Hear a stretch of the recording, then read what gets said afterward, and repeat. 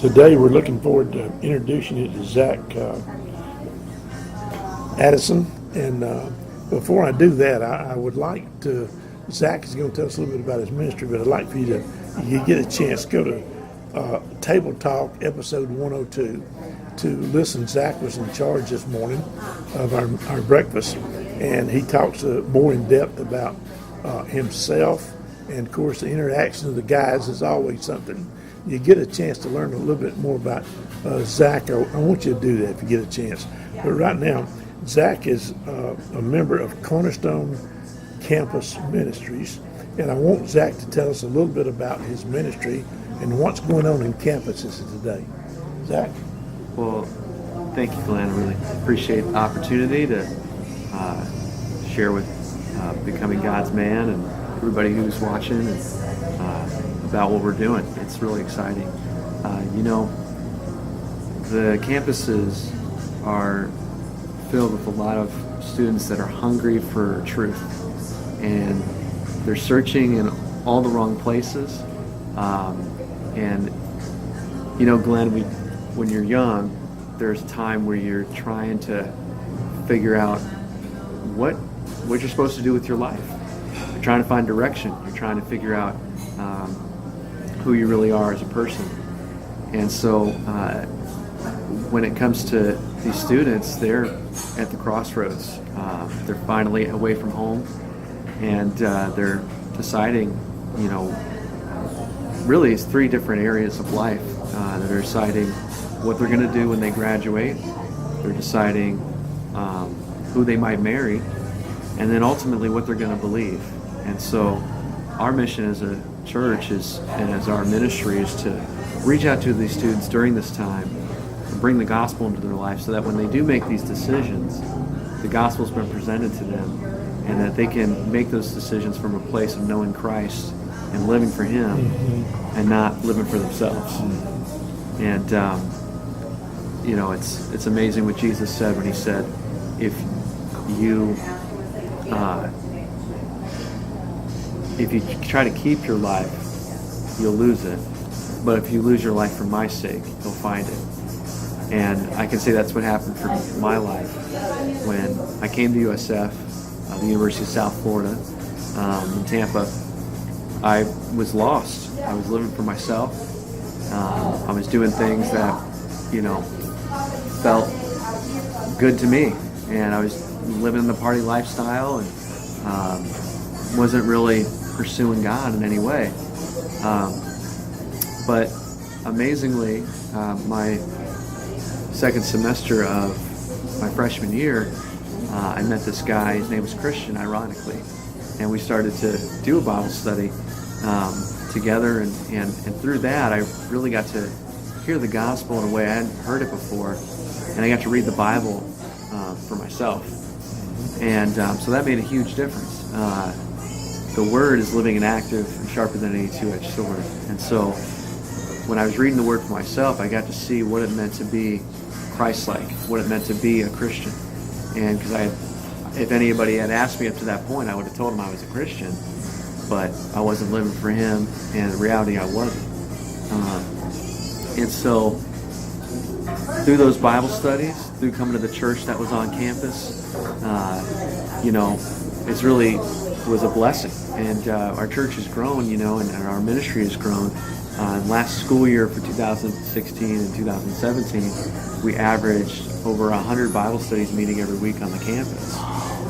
And we saw 130 students pray to receive Christ. This is the last year. This is last school year. And so it was just amazing to see God move that way. And 73 students got baptized. So you see you see the evangelism going on, you see the results of those Bible studies, and then you also see people getting baptized, so that means they're getting grounded, they're having a foundation put in their life, and God's really changing things. So that is what God's been doing. So through all that network for me, so going back to where I was before, I was at a crossroads. I had to decide if I was going to give up the party lifestyle and live for Jesus, or if I was going to hold on to my life and live for myself. And so at that point in time, my freshman year, I wasn't ready to make that commitment. So I stopped going to church, stopped doing Bible studies for about a year. That was a bad decision. And I had tried to stop sinning. Have you ever tried to do that? David. Yeah, and so how's that usually work out? By yourself? By myself, no. Impossible, right? Doesn't work. Right? And so that's when I tried to stop sinning by myself without Jesus. Very foolish. It was a very frustrating time. And what I found out is not only did I not stop sinning, but my sin got worse. And it was God showing me through His grace, helping me see that the harder you try by yourself without me, the harder this is going to be for yourself. And because I knew what was right, and I wasn't living it though. And I just couldn't do it on my own strength, even though I tried. So a year went by, and I was seeing guys on the campus teaching Bible studies. We have these surveys to ask people what they believe, so we hand those out on the campus, and to really gather interest. And through those surveys, that's how we meet a lot of people. And so I saw them doing that on the campus, and I could see a clear difference. Would you take us down that Yeah. survey? Would you, the questions that you ask? Absolutely. So the surveys we do, they ask 4 questions. First question is, do you believe that you will go to heaven when you die? Now that's very important because that brings up a whole host of where someone's coming from, whether they even believe in heaven and hell, or whether they believe that there's even a God, or any of that. That addresses something that's real, and it quickens something in their heart because they have to make a decision. They can say, well, I'm not sure if God exists or not, but heaven or hell, now it's like, well, something's going to happen when I die. They know it deep down, even if they've been deceived and they say it doesn't exist, they know that there's something there. And so it challenges that inner man within them. And so through that, the next question asks them, why do you believe this? So a lot of people will say, I hope I'm going to heaven, or I'm not sure, or yeah, I believe I'm going to heaven. But then they put the reasons down. They put, well, I'm a good person. I go to church. I've tried to keep the 10 Commandments. I believe in God, and I've never hurt anyone. And so these are crazy answers that seem logical, seem reasonable, but are not based in truth. And the scripture is so clear about what the answer is, and that's receiving Jesus Christ as your Savior and as your Lord. And so a lot of the people that respond to these surveys, that's where they're at, right? And so the third question says, does it surprise you that none of those answers get someone into heaven? And so that does usually catch a lot of people by surprise, because their parents or whoever have said, just be a good person, stay out of trouble, right? And so the fourth question is, would you like to know how the Bible describes how someone gets to heaven? And that really hits the nail on the head for people who grew up going to church, and their answer to I'm going to heaven because I'm a good person, or I go to church, or this or that, and not Jesus. That helps them realize, okay, there's a hole somewhere. I grew up going to church, and my answer is this, but that's not really the answer. So now they have a decision to make. Do I really want to know what the truth is or not? And so through that, we have an opportunity for them to win a gift card. And we actually fill out their information, and they indicate whether they're interested in doing a Bible study or coming to church. So now that they've given us their contact information, we're able to contact them, invite them to church, invite them to do a Bible study around their schedule. And so these Bible studies are going on every week that I referred to earlier. These are one-on-one Bible studies. And so these are with students that specifically have indicated they're interested and they want to know the truth. And so we're there to bring the truth to them, give them an opportunity through those Bible studies to make an educated decision and a faith decision to receive Christ. All these things happened to me and like I was going back to the test, sort of how I got saved and how I became a part of this church and ministry. I was in a place in my life where I finally came to the end of trying to be a good person and trying not to sin. And I realized how futile that was going to be. And so what I ended up doing was I realized God had revealed to me that this path you're on is the wide path that leads to hell. It's not the narrow path that leads to salvation. And I realized that. I realized, hey, I may not be the worst person in the world, and I'm definitely not the best, but I'm still on this path. And I don't know exactly what to do, but I know I'm on the wrong path. And so I was walking from the main student center on the campus to my dorm room, and this man approached me. He was this Asian guy named Ko, and he was on his spring break trip reaching out to students at the University of South Florida. And he ran into me, and he showed me the same survey that I had just got done talking about. And I was like, well, hey, I remember doing this. I remember seeing this a year ago when I was doing Bible studies with Christian. And he's like, well, man, I'm only in town for a couple more days. You want to meet up? And so I was like, oh, sure. And so it was March 17th of 2010 that I made a decision to surrender my whole life to Christ. And my life radically changed. You know, I stopped living in the party lifestyle that day. Even though there were plenty of opportunities to go back, I never did. And I started reading the Bible for myself, and my life was starting to clean up through the Holy Spirit and His power within me, and all the areas of life that I had struggled with before. One thing that I didn't mention, and you won't see this at the table talk, but for me personally, I had struggled with addiction to pornography.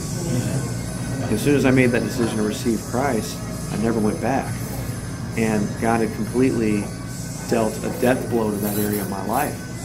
And so I was radically transformed through His power. And so through that, about 6 months later, I didn't just stop doing bad stuff. I started doing what Jesus called us to do and being a witness. And I started learning how to lead Bible studies on the campus. And I surrounded myself with Christian men from our church, and I lived with them in a house. And as things were progressing in my life, and I fell in love with ministry. I fell in love with telling people about Jesus. And I mean, how can you not? He's the greatest man to ever exist, you know? And so of course you want to tell people about Him and what He did for us. So it was just so exciting to be able to do that. And the opportunity to do that for a living it seemed like a no-brainer to me. So when I graduated from USF, I joined the staff of our church, and I started raising financial support to be able to do it full-time. And so through that, for about a year, I was able to be on campus full-time. And through this ministry, I met the love of my life. We ended up getting married, and we just had our first baby on July 4th. So God has been blessing and overflowing His blessing in our lives. And it all came from just deciding to give up my life, which wasn't mine to begin with, and to receive what Christ did. Zach, I really appreciate you sharing with us this morning, and we can see the love of the Lord and in you that is just, you got to share with people. Yeah. I love to hear that. I love it. Yeah. One of the things that, in talking with pastors and missionaries and all, one of the first things they say is we need some prayer. Any ministry needs a strong prayer support, people to encourage them. The great encourager, of course, is the Holy Spirit. But I'd like to ask that send up to the Lord your prayers for Zach, for his ministry, for Cornerstone Campus Ministries, the name of it. Also, Zach, I want you to give us a little contact information, and if you feel led, remember what he said, we are self-supporting. One of the things that really impressed me is the courage to get out and go forward that these guys are doing. Is it guys and girls? Yes. Guys and girls are doing. And they provide their own finances. And I think that's just fantastic. So as you hear this, as you go back to hopefully Table Talk 101 and hear even more about Zach and what he's doing, as the Holy Spirit touches you to pray and lift up Zach, if you feel a need to do that financially, I'm going to suggest you do it. Let's give you a specific contact information, please. Absolutely. So I couldn't have said it better. If God is putting on your heart to partner with my wife Jen and I in reaching college students for Christ, you can do that by going to our website, cornerstonetampa.org. We're real personal people. Okay, we don't do a whole lot of. This is the first time I've done a video interview. Okay, and so we love meeting the people who support our ministry, because the last thing we want to do is just ask people for money and never talk to them, never meet them. We want to be involved in people's lives, and so I'm going to give my personal cell phone out, okay? And my phone number is 813-451-2856. That's 813-451-2856. You can give me a call. You can send me a text message, and I'd love to tell you some more about what we're doing, and I can send you some information about what we're doing. And if you'd like to send me an email, it's at zachariahaddison@gmail.com. Just one other thing, I'll let you go. I believe that in your discussion somewhere, you mentioned something. This is not just an organization that's working here within the St. Pete area. Is that correct? You know, we mainly focus on the Tampa Bay area. We are an independent, non-denominational church. However, we actually are sending out a missions trip to Taiwan to help with some of the students there, and sharing with them some just American lifestyle and some of educating them on that. And through that, we're introducing the gospel into those relationships. So we're going to be doing that actually next week. We're sending them out. And we every spring break we send out missions teams to different universities like the University of Central Florida, the University of Florida, and sometimes we go back to the University of Arizona and some other places.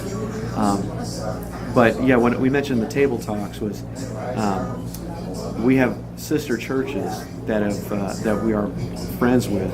We're not necessarily directly partner with them. So like if you decide to give, none of your finances are going to be going to some big overhead or anything like that. I mean, less than 3% of each gift goes to the cost of administrating and processing of contributions. So we really try to keep that as low as possible so that the funds can go to the gospel and go to the mission at hand and reaching students for Christ. And so ultimately, that is what we're doing, and that's our mission. But we'll probably send out churches as our church continues to grow as well. Thank you so much for sharing this morning. If you feel the need to contact Zach, I want you to do that, but also give thought about this in your area. If you're a young person that's interested, particularly college student, we hear the negative things about what's going in colleges today. I think Christ is opening the door that we can share his love to others.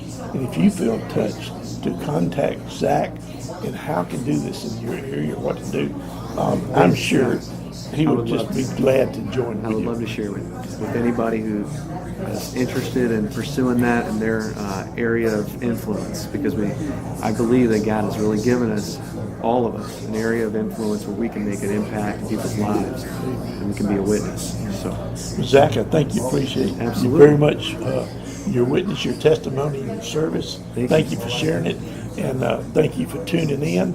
If something that you've heard today touches you, pray about it, and also consider discussing whatever's on your mind with Zach. Thank you for being here. Look forward to our next session.